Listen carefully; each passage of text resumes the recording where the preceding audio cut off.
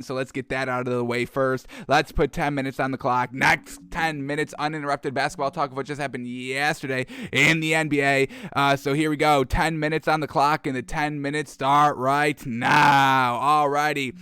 Decent amount of games on last night, folks. We had no bets going. We were strictly NFL yesterday. Still waiting for our first NBA bet of 2022, so we'll see if we can find that great value tonight and hit off 2022 in the NBA on the right foot. But let's start breaking down these games. First one up from last night, Knicks at the Raptors, and the Raptors get the win at home, 120-105. Fred VanVleet once again doing great things. Man, Fred VanVleet gets truly under the radar, a true great point guard, a true great number one. You could put him in You could definitely put him in top 10 point guards in the league.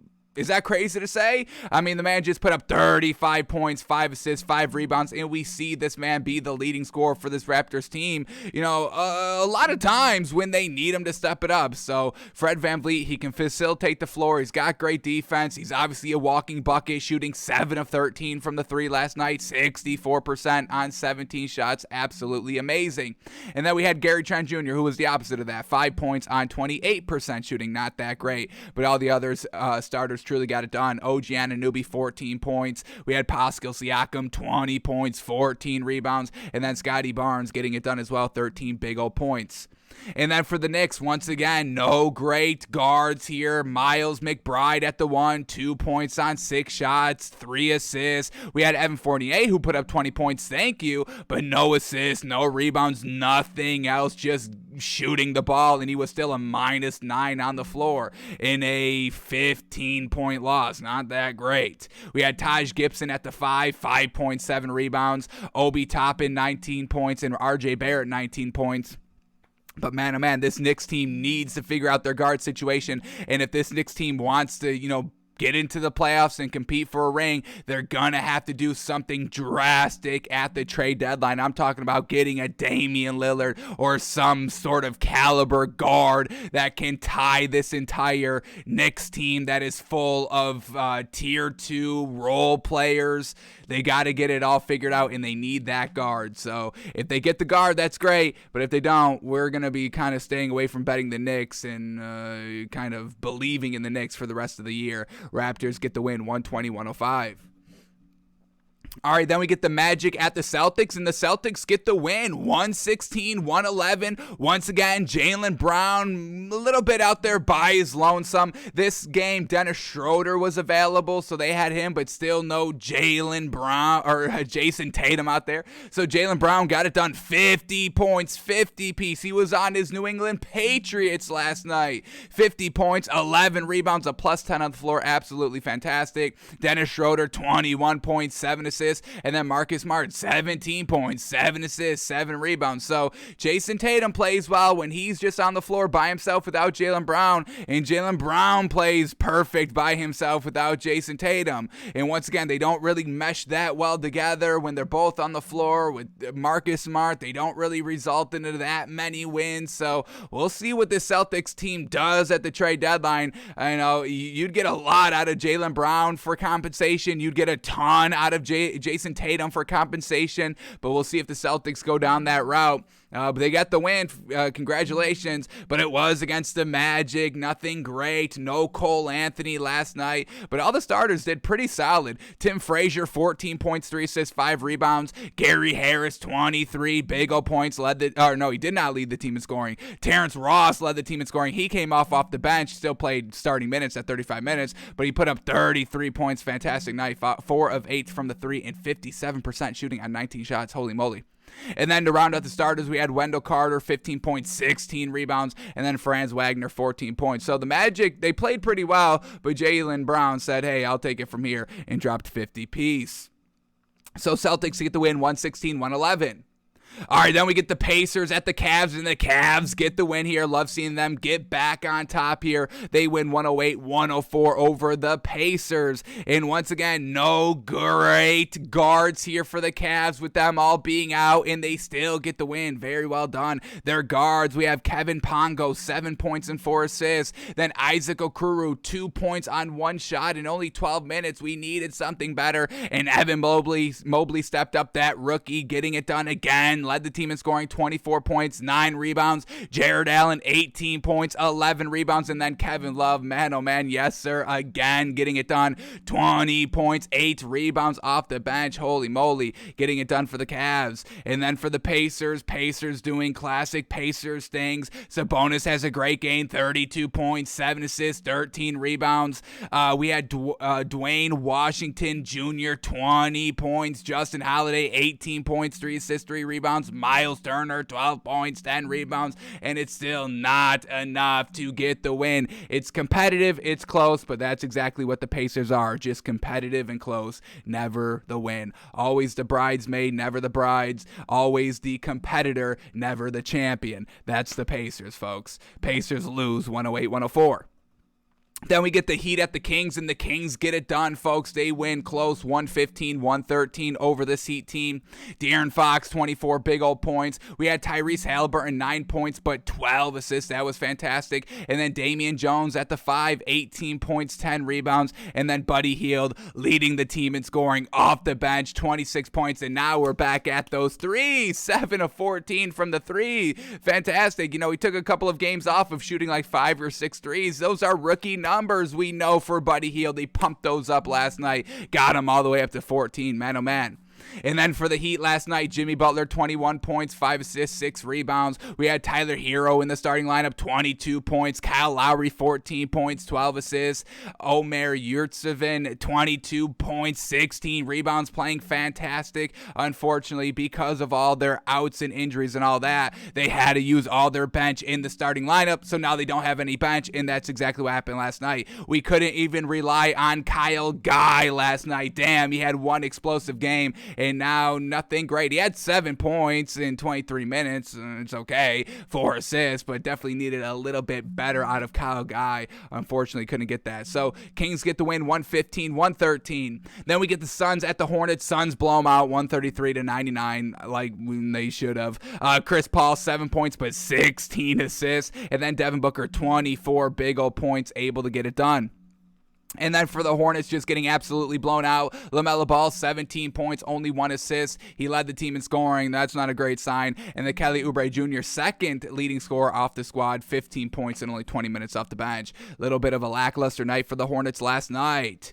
Then we get the Mavericks at the Thunder, and the Mavericks get the win, 95-86. Luka Doncic back, getting the win, 14 points, 10 assists, 9 rebounds. A little light on what he did. Everything was a little light last night overall. Not a lot of points, not a lot of scoring, but the Mavericks were on the right side of that lesser amount of scoring. So Luka Doncic, like we said, the 14 points. The leading scorers were Tim Hardaway Jr. and Marquise Chris, both off the bench with 15 points. No Kristaps Porzingis last night, so Maxi Kleber filling in at the 4, 9 points, 5 rebounds. Once again, nothing great scoring-wise, but the Mavericks scored more, winning 95-86. And then for the Thunder, no Shai Gilgeous-Alexander, no Luguentz Dort, no chance for a win, and that's exactly what we saw. Nobody took advantage with them being out. Josh Giddey, 17 points, 14 assists, 13 rebounds. That's a triple-double for the kid. That was great, but that's all they had. So Mavericks get the win, 95-86, and then the last game of the night, the Timberwolves at the Lakers, and LeBron holds on for the win, winning 108-103. LeBron James still playing the 5 here, 26 points, 3 steals, 5 assists, 7 rebounds, doing LeBron greatness out there. Russell Westbrook, 20 points, 5 assists, but 9 turnovers. It's getting a little bit, out of hand. We've got to start reining it in. Everybody's going crazy on Russell Westbrook on social media. It's about that time in the season where now every win truly is mattering a lot more because now we're kind of in the midway of the season. We're starting to figure out the contenders from the pretenders and all that. And that's when everybody starts to kind of focus in and hone in on Russell Westbrook. In the beginning, we all go through like the same kind of script every year on Russell Westbrook. The first couple of weeks of the season, it's a little cute. It's like, oh, Russell Westbrook's still doing Russell Westbrook things. Oh, look at him turn over the ball. All right, they lost the game, but hey, it's only game 3. You know, he's going to get it under control this year and all that. He'll be good. He's with LeBron now. He can get it done. And then the month into the season, you're like, okay, all right, let's start to clean it up a little bit. We've got to, you know, he's still turning over the ball 5 to 7 times a game. And then he goes on this stretch about like a full week of games without like a big turnover game, like maybe only 2 or 3 turnovers a game. And Russell Westbrook is like, hey, you know, we're all like, all right, you know, he's finally got it done. It finally changed. He finally looked himself in the mirror and took it under control and is now good. And everybody starts to root for Russell Westbrook. And then he starts to turn over the ball. We're in that kind of stage of Russell Westbrook that we're getting hyper turnovers and all that. And a lot of people are starting to turn on Russell Westbrook. We're at that point of the season. So Godspeed, Russell Westbrook. I know you've handled it, you know, if your entire career. I doubt this season gets to you, but we'll see. You know, you're in LA, you're with LeBron, everything's heightened and hyper talked about, and so we'll see what Russell Westbrook can do, and if he can clean it up, finally. We don't think so, but the Lakers did get the win last night, so all right. And then for the Timberwolves, Anthony Edwards out there last night, but the other big 3 weren't. But Anthony Edwards, 18 points, 7 rebounds, a solid night by him. We had Naz Reid, led the team in scoring at the 5, 23 big ol' points, 11 rebounds. And then Patrick Beverley, 12 points, 6 assists, 9 rebounds. Just not enough to get it done. So Lakers get the win, 108 to 103. Alrighty, those were all the NBA games we had to talk about from last night. Now, let's quickly see if there's any great value in tonight's action to see if we can make a little bit of money in the NBA. We're going to plan on making a little bit of money in the NFL as well. We've still got our Browns -3.5 pick from our official week picks that we're riding on. But let's see if we can kind of double up and double dip here in 2 sports, shall we? So let's see, is there any great value tonight? Let's go through it quickly. We get Hornets at the Wizards. Hornets on the back-to-back. We will stay away from this game altogether. Then we get the Rockets at the 76ers. Rockets +14, 76ers -14. Just too many points to swallow here. We know the 76ers are kind of blowing out teams again, which is great. And we know this Rockets team is exactly what we knew they are, is a trash team. So we'll stay away from this one. We don't like to swallow all those big points, folks. You all know how we feel. Swallowing a lot of points in the NBA, never great. Backdoor covers, all that. And betting back-to-backs. Those are 2 things we truly try to stay away from. All right, then we get the Grizzlies at the Nets. Grizzlies +6.5, Nets -6.5. What is that? Ja Morant must be out for the Grizzlies. What's going on here? So we get Kyle Anderson out for the Grizzlies, Dylan Brooks out for the Grizzlies, Xavier Tillman out for the Grizzlies. And then for the Nets, just LaMarcus Aldridge is a game time decision. But we get the Grizzlies +6.5. They have just been absolutely on a tear previously. A 4-game winning streak, beating some great teams in it. They just beat the Suns or the Warriors. Who was the big team they just beat? The Suns a couple of nights ago, and they beat the Lakers on the following night, the following game and all that. So a nice 4-game winning streak here by this Grizzlies team, and we get 6.5. I think I love it, folks. They're competitive. They're beating the best teams in the league. We know this Nets team is good. Kevin Durant, Patty Mills, James Harden, all that. But Ja Morant and Steven Adams have been getting it done. And Steven Adams, they know the Nets don't have a big. LaMarcus Aldridge is a game time decision. And if he does play, he plays 20 minutes in the starting lineup. And then their second big is Nicholas Claxton, who Steven Adams will be able to dominate. So give me the 6.5 here with the Grizzlies. I think that's tremendous value. I love that, folks. Holy moly, fantastic. All right, so we're definitely locking that one in. 100%. Lock that in when you can, folks. Don't lose any value on that.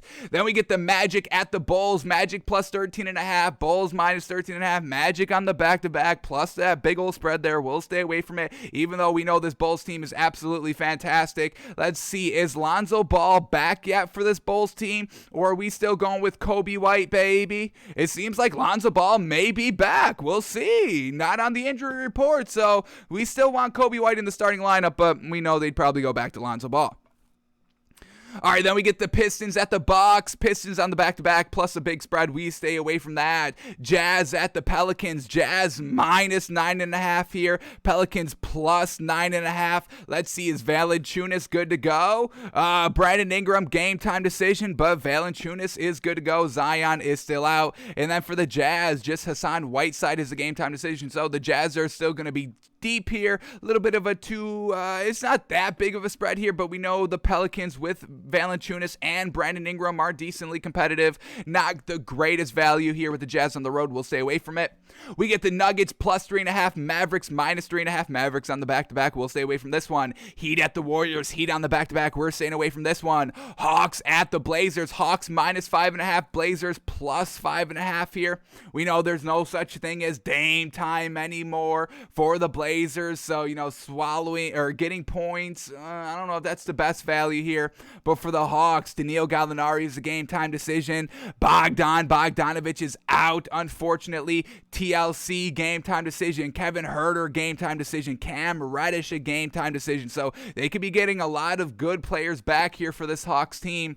While the Blazers, Damian Lillard is out, CJ McCollum is out, and Nurkic is a game time decision. We'll swallow the 5.5 here for the Hawks. Seems like, their full complement of good players are going to be there, and no Dame time, no CJ McCollum, just relying on Norman Powell. All right, good luck with that. We'll swallow the 5.5 here for the Hawks, and then the last game of the night, the Timberwolves at the Clippers. Timberwolves on the back-to-back. We stay away from it, folks. You've got to, when you're betting, folks, you got to stick to your principles and stick to your rules. We don't bet the back-to-back. I know it's not exciting and flashy, and we don't get to break down those games and all that, folks, but we can't get roped in. We can't get suckered in of saying, well, that's great value. Stick to your rules. Stick to your principles of betting. We do not bet back-to-backs in the NBA. We don't make any exceptions. We made exceptions early on this season, and they bit us in the butt, folks. We have learned it, and we are not falling for back-to-backs anymore. So what we are taking tonight, folks, and we feel fantastic about this. I love the Grizzlies plus 6.5. That's the best bet of the night, the best value of the night. And Hawks minus 5.5, fantastic value as well. Hawks great. Blazers can't win with Damian Lillard, so they're not going to be winning without him either. So two-teamer here, Grizzlies plus 6.5, Hawks minus 5.5. Feeling fantastic about those values, folks. Our first NBA bets of the new year, folks. We're looking to start 2-0 with some fantastic value tonight. Man, oh man.